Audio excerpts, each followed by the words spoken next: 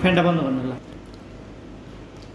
তো এই যে দেখেন আম্মু এখন খাচ্ছে পান্তা ভাত, আর আমরা ওইদিকে রান্না করছি বিরিয়ানি। বিরিয়ানি থুয়া আম্মু এখন পান্তা ভাত খাচ্ছে। এখানে আবার একটা রহস্য আছে অবশ্য। রহস্যটা কি তুমি বলবো নাকি আমি বলবো? মনে বল। কোনো রহস্য নাই, আমার পান্তা ভাত খেতে ভালো লাগছে, ভালো লাগে তাই আমি খাচ্ছি। ও আচ্ছা আচ্ছা, তাহলে কোনো রহস্য নাই, কোনো ভেজাল নাই, সব একেবারে পিওর।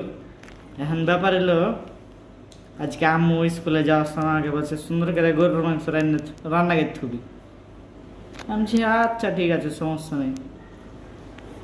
পরে কি হয়েছে, গরুর মাংস রান্না করছি আর টিভি দেখছি। এখন টিভি দেখতে যে সুন্দর করে যে এখন আমি হলো যে গরুর গোস্ত রান্না করছিলাম, এখন কষার সময় আমি একবার আগে লবণ দিয়েছি, আমার মনে নাই, আমি ভুল করে আবার লবণ দিয়ে দিয়েছি। লবণ দিয়ে লাড়াটা দেওয়ার পরে আমার মনে করছি যা আমি লবণ দিয়েছি, পুরাই ময়ে ময়ে হয়ে গেছে লবণ। তারপরে গোস্ত খায়া পুরা মাথায় হাত, লবণে বিষ হয়ে আছে, বিষ। আমি তো ভয়ের চোটে পুরো শেষ। এদিকে আবার দেখেন আমাকে খালি এরকম করে মারছে। মার মার এখন মার মার খোপড়ে তো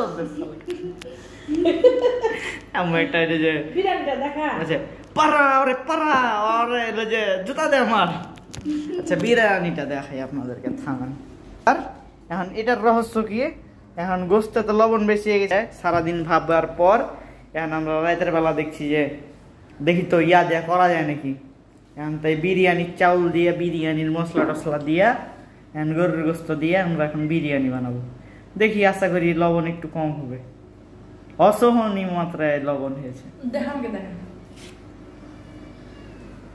এখন হলো মাহিনের ভাষ্য মতে যে বিরিয়ানির লবণও বেশি থাকবে, তার লাগে আম্মু পান্তা ভাত খেয়ে দিচ্ছে। কিন্তু আর পান্তা ভাত খুবই পছন্দ, এই লাগে আমি বলছি পান্তা ভাতটি গোস দেখাইলি, কার কার পছন্দ থাকে জানাই।